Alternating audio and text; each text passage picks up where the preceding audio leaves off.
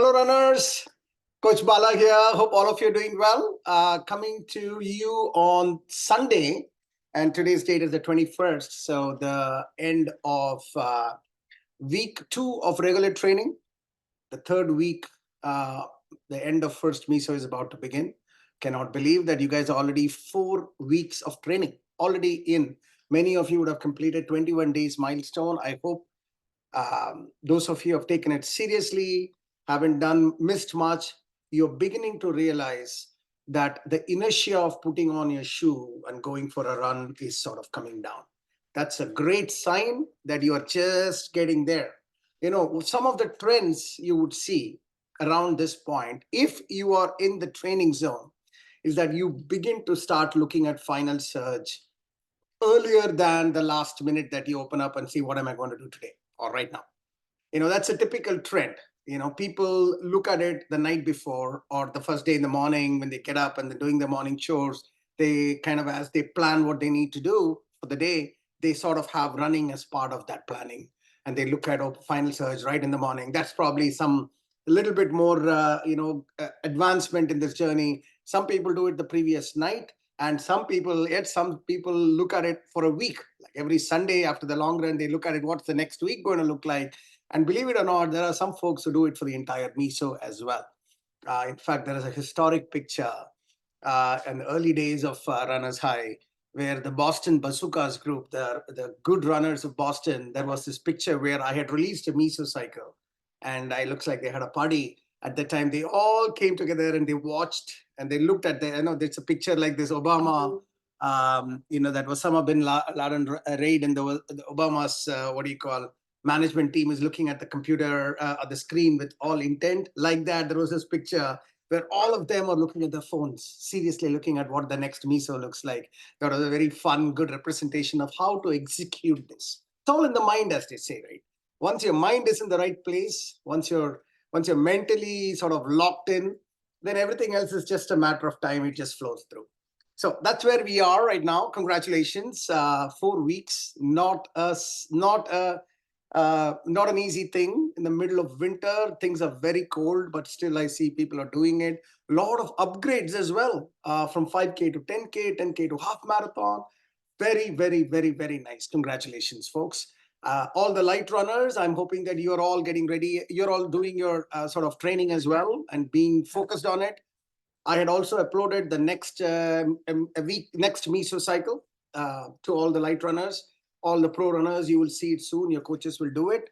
For the light runners, I had mentioned that we give an opportunity towards the end of the first MISO, which is the first 3-week cycle. For some of you who have been doing well, an opportunity for a sort of an upgrade, a free upgrade to a pro version. If you think, you understood now what training is, it's working for you and you're doing it alone and you're doing it well, like 75% and above the runs have been done, properly recorded in final search, you become eligible for an upgrade to pro. So write to me, and then I'll check your runs, and then if found eligible, we will give you an upgrade to pro. I really think the goal here is to drive impact, and then if you think you are in a position to adopt and have, for whatever reason you didn't choose pro, but now you would like to, here is your opportunity. So that's where we are.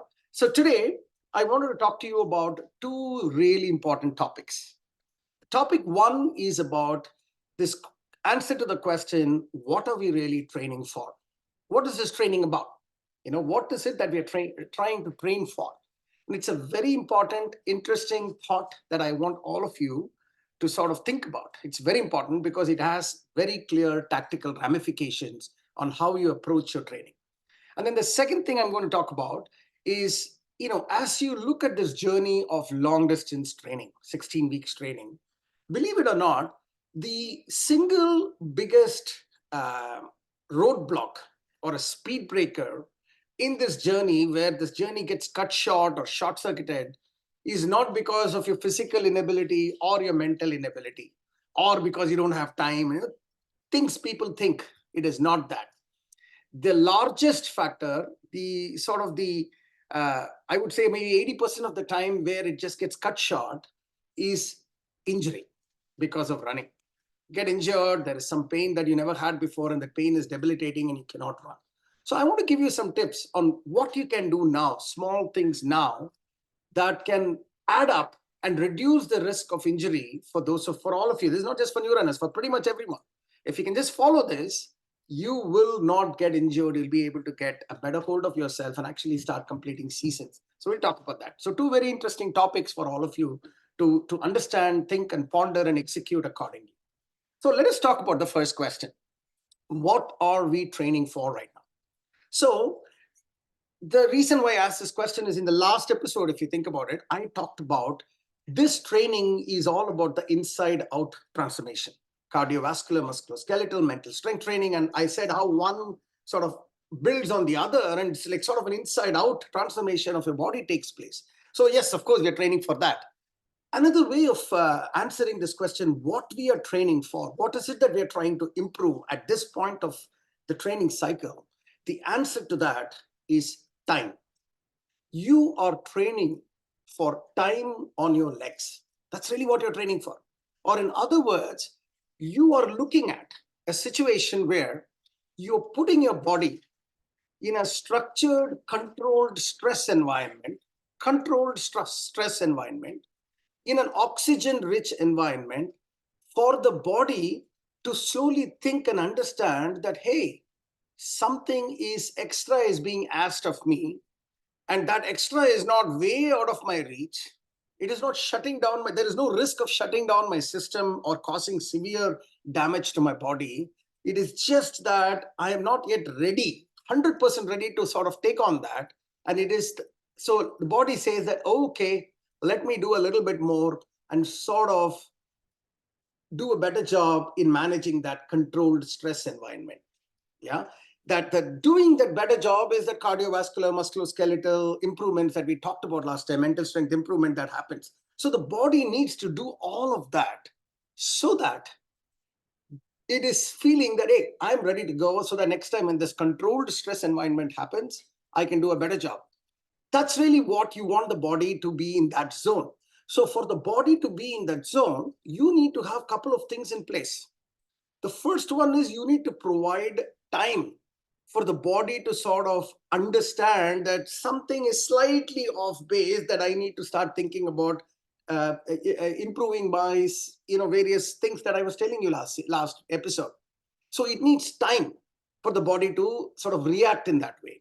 And secondly, the stress needs to be in such a way that the body still thinks it is not in a shock. That means the stress is not so high that body thinks there's no way I can improve and make that shock comfortable. I just have to go into the mode of protecting myself.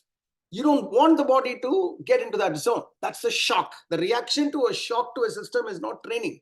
The reaction to shock to a system is actually protecting itself. So it'll actually try to shut down many other functions. You don't want that. You want the body to think about only a small delta.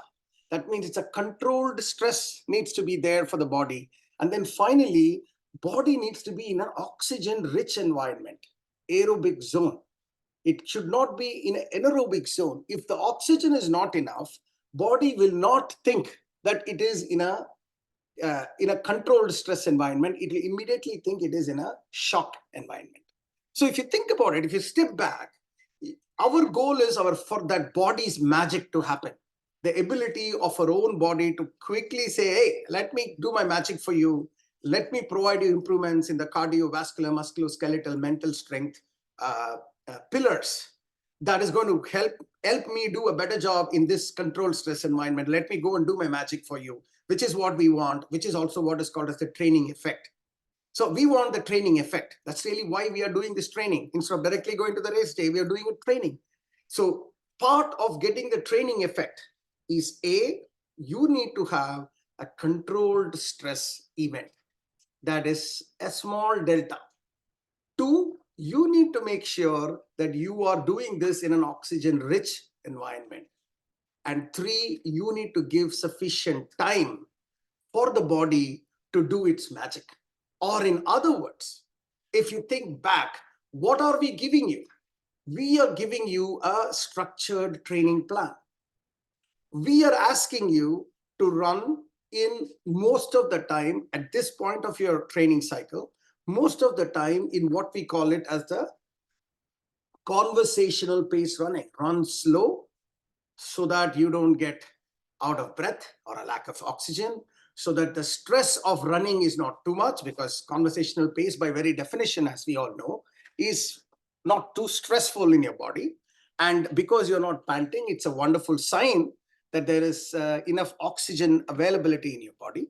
And then we are also asking you to sort of maintain a heart rate beyond a certain crazy number, because heart rate is an excellent indicator of the stress of your body. So if you think about it, the training program itself and what we are asking you to do is essentially we are trying to create the right environment for the body to do its magic. Now, one question you will have is, what is the heart rate that I should not go above? Because I just want to make sure every human body is different. Everybody's, the heart rate for a given day is a function of many things. I told you in some episode before, it's like a stock price. It's a sum equivalent of everything that is happening in your life. How you slept yesterday, or how, what's your weight profile, what's your blood pressure profile, how stressed you are, how was the day temperatures, how is your shoe and other things that is helping you. This is like literally a multiple factors that drives your heart rate for a given day. But it's a number that you can focus on.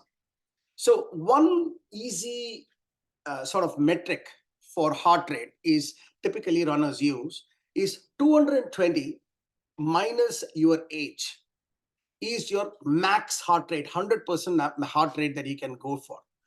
That means when you're doing sprint training, the strides training, the fartleks, those of you who have never heard of these things will come to you, though many of you are already doing it. This is what is called strength training, which is not conversational pace. This is, we ask you to run fast, run slow, run fast. It's like training muscles for doing fast work, strength work, we call it, strength running work. At those times, you are allowed to take the heart rate to as max as possible. And that max is this 220 minus your age. But when you're doing conversational pace, you don't want to do it at that 100%. That means when it is 100%, it's like engine is running like that. That is not a state of rest. That is not a state of controlled stress. It is pretty stressed. And my past thing I told you today, we don't want to do that. So a traditional typical one is about 80% of the max heart rate should be your approximate range. And of course, when you run at the time, you will know whether that is a good rhythm or not. You can adjust it a little bit. There's just a guidance, right? So if you think about it, I'm about 50 years. I'm 52. Let's say I'm 50. So 220 minus 50 for me, 100% heart rate is 170. So my heart rate at 170 should not go anything more than 170. That means I'm just overloading the system. Now, 20% of 170 is how much? Say 17 is 10%, 34, let's keep it 35. So 170 minus 35 is 140, 135. So 135 is the 80% range, and 145 could be, I don't know, 85, 87% range. So if I could run between 135 and call it max 150, knowing then I am in and if when I'm at 145, I should feel it, that I'm feeling okay. If I'm running at 145 and I can feel that, heart is like a little bit panting, then I have to come down depending on the day. Yeah. So my mind, I go into any run as follows. I stick to the plan. I don't overshoot it. That means last week, if I was doing a 5-mile run over the weekend, this week I don't do a 15-mile run, because I then suddenly overshot it. Then it is not a controlled stress anymore. So I just stick to the training plan. And if my coach is asking me to do conversational pace, I will do conversational pace.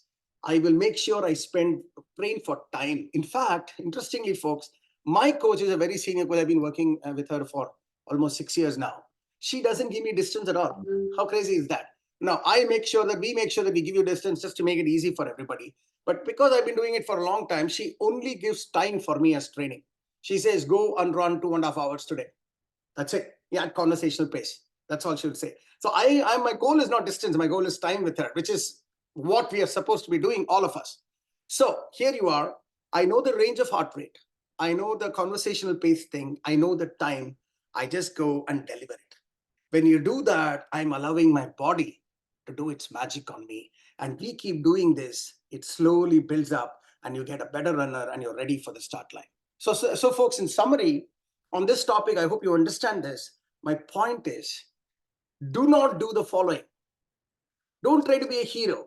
and try to run fast. You running fast doesn't impress anyone. In fact, it sort of depresses the coach, that even if saying so many times you're just going and running at some crazy heart rate for what? Who are you impressing? You're not impressing anybody. You wasted that day's training. You literally put the body in stress. Number two, don't just overshoot distances randomly. Just because you felt good one day doesn't mean that you're not impressing anyone. You're just wasting your time. If you have more energy, you go and do some additional strength training, yoga, cross training, all that. Or tell your coach that please upgrade me to full marathon if you want to. But randomly jumping into suddenly doing a half marathon in the weekend, all those things are not impressing anyone. You're just wasting your time. So that's the second thing you can do. Third, run within yourself. I gave you the heart rate equation. Think about that. Nail your range. See how it goes. You can adjust it. The idea here is that these are all just indications. But when you run, you will know when you have the range of say 130 to 140, and when you're at 140, you feel actually very good. Maybe you can go 135 to 145. Adjust it. Think about how you feel at the highest point so that you manage your runs. Yeah. And then just yesterday to my cohort, I was telling, I did this exact thing just because I wanted to be ready for this weekend message. I did a 2.5 hours plus run yesterday on treadmill. Very boring. But I had this idea that I will do a sort of this, all the things comes together. So if you go and check out in my Strava, and if you look at the heart rate profile, you will see that I started off at some 105, 110 average mile, which is like excruciatingly slow for me. It's boring to the extent. It's boring. It's in treadmill. Think about it. But it's okay. That's what this training is all about. And slowly, I increased the treadmill pace, and I ended at around 140, 145 after about 2 hours, 45 minutes or something of run. Perfect, in my opinion, in terms of what I wanted to do for the run. My coach was very happy. I'm just saying, not to just sort of boast about myself, but just to give you an idea how this translates into a good long run. I hope you get the point. Focus on the time on the foot. When you're running, things will automatically happen. Speed will happen. Strength will go up. CV, MS systems will get better. And before you know, you're in a different shape altogether 3-4 mesocycles from now. Okay, so that's message one. The second thing I want to talk to you about is, I told you that the biggest roadblock for any marathon, half marathon training aspirant is injury. 80% of the time, that's what shuts you down. And every one of us have gone through it. It is frustrating. It is depressing even, especially if you have done 2-3 seasons, or even 2-3 mesos for that matter. And suddenly you're injured, debilitating, and you just shut it down and you're watching the world run by. Trust me, there is nothing that can satisfy that person. Depression will happen. First of all, runners high won't be there. On top of that, there is depression. There's a lot of things that happens. Unfortunate, but it is what it is. That is what life is all about. You got to suck it up. And the reason is, running by very nature is an impact sport. And all of us are not professionals. We're just still amateurs. So we kind of do some mistakes and we just ignore things, and we just go. Literally recently, I was talking to one very senior runner, been with us for many seasons, and that runner was telling me, Bala, I just wanted to acknowledge one thing to you. You kept on telling this, insoles for a very long time. I somehow didn't like it because I tried it once and mentally I was just a rebel. I didn't use it. And I've had all kinds of leg problems. Now, recently when you posted that message, I said, okay, let me try it out again. And I realized that every time I buy the insole, I will not take out the original sole. I will just put my insole on top of it and then put my thing on it, and it becomes so tight and my foot was miserable. And then I will say, this is because insole is bad, and throw it off. After that, he realized, oh shit, I have to replace the sole for the insole. And he did that, and he found this, like, comfort was like almost 10x. Why I'm bringing this up is, it's not just for first-time runners. This is a continuous learning journey. Whatever things we are saying, please don't do this. Some people will do it. Some people will just ignore it, and some people will get stuck and then they will learn it. Unfortunately, that's how the learning process happens. As coaches, we can only keep highlighting just years of experience, not just from our side, from everybody else. Even I have done the same thing. Make mistakes and learn. That's the best way to learn. Otherwise, just by somebody preaching, you're not going to learn. But at least someone should preach. some of the things that you can do, you should not do. And by following these, you are significantly reducing the injury instances, the risk of injury. And as a result, you will be a better runner and you will be able to achieve your goals without that depression phase. That's the goal. So what are those things? So let me just lay out some things. First thing, before a run, many people will do, I hope you don't do it, but if you do it, here is a suggestion: do not start the run without a warm-up. So the dynamic stretching you're provided, it might be boring sometimes, but you should do it. When you do that, muscles get activated and then more load, the load is equally distributed by all the required muscles in the kinetic chain. Kinetic chain is the chain of muscles that is helping you to sort of propel the body forward from your neck to the toe. There are like hundreds of muscles that needs to be in action. You want all of these muscles to get activated. Then it's easier. If it doesn't, if some of the muscles are sleeping, then some other muscle is getting loaded. And that muscle, if it happens to be weak, boom, injury. So that's really what is happening. Warm up, a dynamic stretching. The second thing is going for every run to give max effort. You know, this is a running thing, right? Yesterday I did my conversational pace is 10:45. Today, let me see if I can do 10:35. As if in one day you get better at it. And there is this internal competition among yourself, or at least make every run is as the best you can do and push for it. It happens with all of us. Every run cannot be your best run, should not be your best run. Don't shoot for PRs or the best runs for every run. There should be some boring, most of the times it should be boring, slow runs. One day you felt very good and said, today I want to give the best and check what it is. That is what you should do. If every run is peak effort, you will get injured.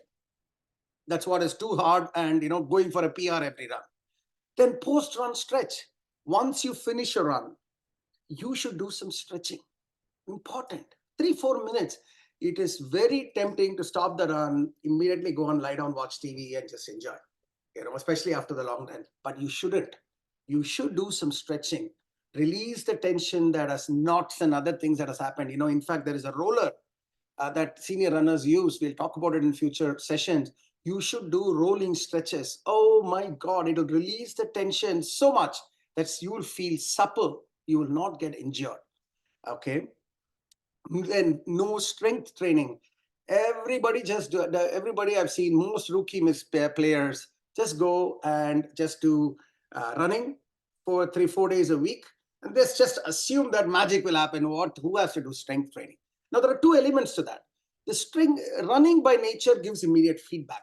So when you go for a 3 or 5 mile run, when you come back, you feel great. Your runner's high, so you feel good about it. When you do a 30-minute strength, you don't feel anything. Your heart rate hasn't gone up. You feel like a wasted time. It's boring to maintain a certain pose or do the same thing again and again. It's boring. The impact is not immediate. But unfortunately, that is the most important thing, because strength training impact happens 8 weeks later. So nothing happens immediately. But when you do it in a consistent manner, you are literally creating more fibers, increasing the strength of current muscle fibers. Your running increases, improves. You are sort of addressing the weakest link of the kinetic chain by strength training, as opposed by strength training, which is more of a tensile load, tensile and compression load of the weakest link, as opposed to impact load of that weakest point, which is running. And as you all know, if you want to break something, the easiest way to break something is take a hammer and hit, not just keep pulling it, right? So if you don't pull and contract and strengthen that portion, and you just, instead of doing that, take that weakest muscle and then submit it to impact load, which is running, which is taking the hammer and hit it, obviously it will break. Obviously you will have tear. It's simple science. So you got to make sure that without strength training, if you keep on doing impact load, your weakest portion, the weakest link of the chain will give way, which is injury at the end of the day. Similarly, no cross training. We have a thing where you can do some cross training, cycling, yoga, swimming. These are all things that take certain other muscles that are not part of the kinetic chain. So you want other muscles which are not part of the kinetic chain, but which should be supple enough to support the kinetic chain muscles. You don't do that. You just do only running.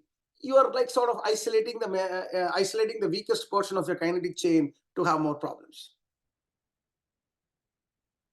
Then no rest or recovery. For some reason, runners rookie runners especially, do not give rest. They think that I'm feeling so good. I don't want to do that 1 day, 2 day rest. Why is Bala asking me to do only 4 days a week?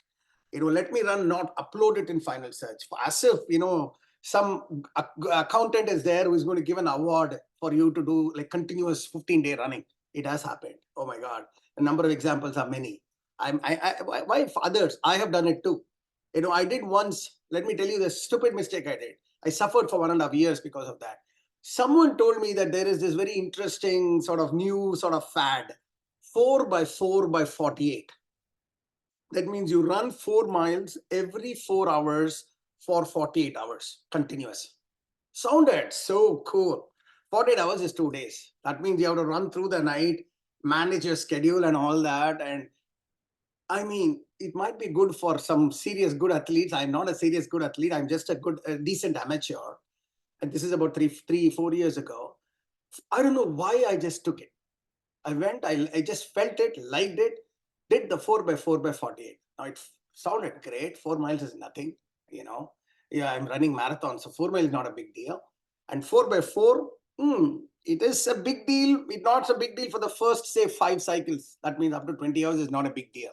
But then 24, 28, 32 and all, it's becoming big deal because muscles are not getting rested. There's no recovery. You just keep on loading. There's no recovery. I managed 48 hours. Screwed up my ankle. My ankle ligament didn't tear, luckily, but was badly weakened. 1.5 years. Even now, I would say I have some ankle issues. 1.5 years, shut it down. It was, ankle takes a long time to recover. And I have no idea why I did that. Nothing was required. I messed it up. And my coach was so disappointed with me. I said, why are you doing that? I said, I didn't have any reason. It's a momentary lapse of logic. I did it.